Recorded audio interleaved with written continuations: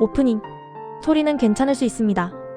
하지만 통증, 열감, 붓기까지 있다면 얘기는 달라집니다. 오늘 그 기준을 확실하게 알려드립니다. 그리고 한 가지 안내만 더 드릴게요. 관절염, 병력, 과체중 혹은 과거 무릎 부상 이력이 있다면 오늘 설명된 원리는 그대로 적용되지만 운동 강도와 속도는 더 천천히 가져가는 것이 안전합니다. 단, 통증이 심해지거나 붓기, 열감이 나타난다면 중단하고 필요시 전문의 재활치료사와 함께 조절하는 것이 좋습니다. 자, 그럼 시작합니다. 1. 무릎 소리는 왜 날까? 무릎에서 딱뽁 사각사각 소리 한 번쯤 들어본 적 있죠? 우리는 보통 이 소리를 연골이 갈리는 소리 아닐까? 관절이 망가지는 거 아니야? 이렇게 걱정합니다. 그런데 과학은 조금 다른 이야기를 합니다. 연구 기반 결론. 2018년 JOSPT 정형물리치료 연구팀 리뷰에 따르면 무릎 소리 자체는 관절 손상을 의미한다고 보기 어렵습니다. 특히 소리만 있고 통증, 붓기, 열감이 없다면 많은 경우 구조적인 큰 손상과 직접 연결되진 않습니다. MRI 영상 기반 검토 어떻게 확인되었나? 여러 임상 연구에서는 무릎 소리가 있는 사람과 없는 사람을 영상, MRI 등으로 비교 관찰해 연골 두께, 표면 상태, 활액막 염증 여부, 그리고 시간 경과에 따른 변화가 존재하는지를 확인해왔습니다. 그 결과는 일관적입니다. 소리는 있지만 통증이 없는 경우 MRI상 연골 손상이 뚜렷하지 않은 사례 다수. 소리는 없지만 통증이 있는 경우 초기 연골연화, 활액막 염증 보고가 더 많음. 즉, 문제는 소리가 아니라 통증이다. 소리는 왜 날까? 이 소리를 크레피투스라고 부릅니다. 이름만 들으면 되게 심각해 보이지만 실제로는 아래 세 가지 이유 중 하나인 경우가 많습니다. 관절의 기포 터짐, 손가락 꺾을 때 뽁과 같은 원리, 힘줄인 데가 뼈를 넘으며 발생하는 탄성음, 연골 표면의 미세 요철에서 나는 사각거림, 정상 범위 가능. 그래서 MRI상 특별한 손상이 없어도 충분히 소리가 날 수 있습니다. 결론은 이겁니다. 소리가 난다고 해서 곧바로 연골이 닳고 있다라고 볼 수는 없다. 진짜 체크해야 할 건 통증, 붓기, 열감입니다. 소리보다 아픈지 붓는지 뜨거운지 이 세 가지부터 먼저 봐주세요. 이 연골은 정말 재생되지 않는가? 사람들은 흔히 이렇게 말합니다. 연골은 한 번 다르면 끝이야. 하지만 최근 관절 연구들은 이 말을 그대로 믿기 어렵게 만들고 있습니다. 연골은 완전히 죽은 조직이 아니라 자극을 주면 반응하고 다시 움직일 수 있는 구조에 가깝습니다. 하버드 생체역학 연구 2021 보고에서는 저강도 반복 하중이 연골 대사 활성과 수분 확산을 촉진했다고 제시했습니다. 핵심은 완벽한 재생이 아니라 기능 활성화가 가능하다. 새로 생기는 것이 아니라 굳은 기능이 다시 켜지는 형태에 가깝습니다. 8주 임상 실험 운동 형태별 비교.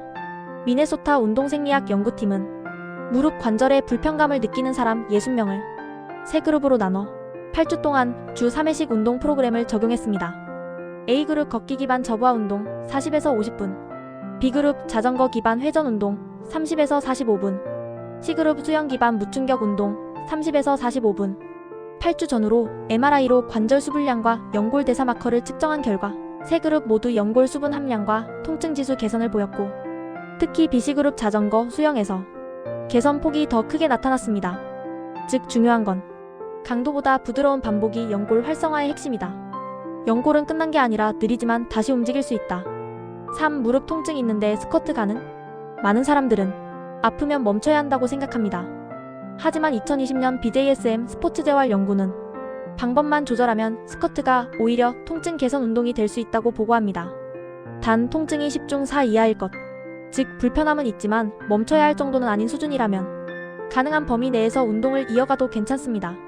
스쿼트 형태별 비교 6주. 스포츠 재활 연구팀은 무릎 통증을 가진 사람 44명을 대상으로 6주 동안 스쿼트 방식만 다르게 적용했습니다. A그룹 딥스쿼트 깊은 구간. 가동 범위는 넓었지만 슬개대퇴 관절 압력이 높아 통증 감소 효과는 크지 않았습니다.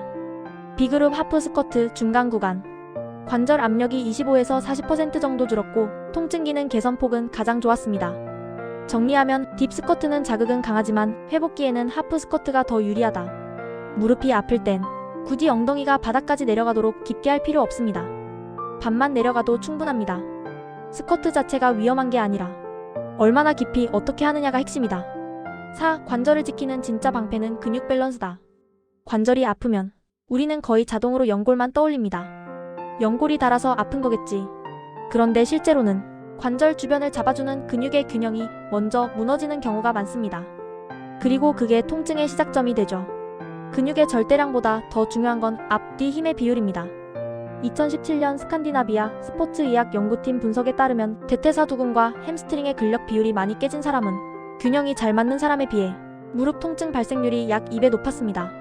즉 중요한 건 근육의 양 그 자체가 아니라 앞과 뒤 힘의 균형이다. 12주 밸런스 프로그램 재활운동 연구진은 무릎 통증이 있는 성인 52명을 대상으로 12주 근육 밸런스 프로그램을 진행했습니다. 1에서 6주는 대퇴사두 위주 강화, 허벅지 앞 안정화. 7에서 12주는 햄스트링, 둔근 강화, 허벅지 뒤, 엉덩이 힘 보강. 12주 후 결과를 보면 통증 지수 평균 40% 감소. 계단 걷기 기능이 훨씬 좋아지고 스쿼트, 런지 동작에서 무릎 흔들림이 눈에 띄게 줄었습니다. 결국 관절을 지켜준 건 연골 자체가 아니라 충격을 대신 받아준 근육의 밸런스였습니다. 결론. 관절을 지키는 진짜 방패는 근육 하나의 크기가 아니라 앞과 뒤 전체의 균형입니다. 허벅지 앞만 키우지 말고 뒤와 엉덩이까지 같이 키워야 무릎이 오래 버틸 수 있습니다. 5. 관절은 근육보다 수분이 먼저다. 우리는 관절을 생각하면 보통 근육 강화, 연골 보호, 스트레칭부터 떠올립니다. 그런데 의외로 관절이 움직이려면 가장 먼저 필요한 건 물입니다. 연골의 70에서 80%는 수분입니다. 물 없이 움직이는 관절은 말 그대로 기름 빠진 엔진과 같습니다. 2019년 미국 스포츠의학회 운동생리 연구에 따르면 탈수 상태에서는 연골의 마찰 계수가 증가하고 관절면의 충격 흡수 능력이 떨어지면서 통증에 더 민감해지는 경향이 나타났습니다. 즉 관절은 단단함보다 윤활이 먼저다. 수분 상태와 관절 충격 연구 2019 AJSM 연구팀에서 건강한 성인 30명을 두 조건으로 나눠 테스트했습니다.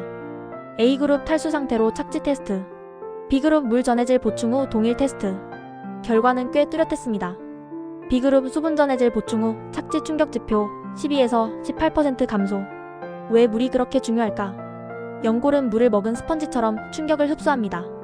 물이 줄면 쿠션이 사라지고 관절은 덜 미끄러져 마찰과 열감, 통증이 더 쉽게 올라갑니다. 정리하면 근육이 방패라면 수분은 그 방패에 바르는 윤활유입니다. 6. 관절을 가장 빠르게 망가뜨리는 건 나이가 아니라 앉아있는 시간.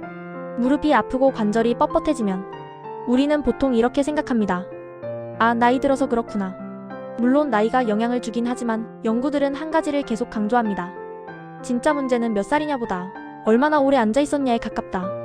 컬럼비아 유니버시티 보행자식 패턴 연구팀에 따르면 30에서 60분 이상 같은 자세로 앉아있으면 둔근 활성도가 떨어지고 슬개대퇴 관절의 트래킹이 불안정해지는 경향이 관찰됐습니다. 즉 사용하지 않으면 단순히 퇴행이 오는 게 아니라 정렬이 먼저 무너진다. 실제 실험 30분 앉기 후 5분 걷기. 콜롬비아 연구진은 사무직 성인들을 두 그룹으로 나눠 4주간 비교했습니다. A그룹 평소처럼 계속 앉아서 근무, 중간에 거의 안 일어남. B그룹 30분마다 알람을 맞춰 최소 5분씩 일어나서 걷기. 4주 뒤 결과는 꽤 차이가 났습니다. B그룹은 관절 부하 지표가 20에서 30% 개선되고 무릎 열감, 뻣뻣함이 줄어들었으며 통증 반응도 낮아졌습니다. 반면 A그룹은 하루 총 활동량은 그럭저럭 괜찮아도 앉아있는 시간이 길다는 사실 자체가 여전히 문제가 되었습니다. 정리하면 운동을 얼마나 열심히 했냐보다 얼마나 오래 가만히 있었냐가 관절에 더 큰 영향을 줄 수 있다는 겁니다.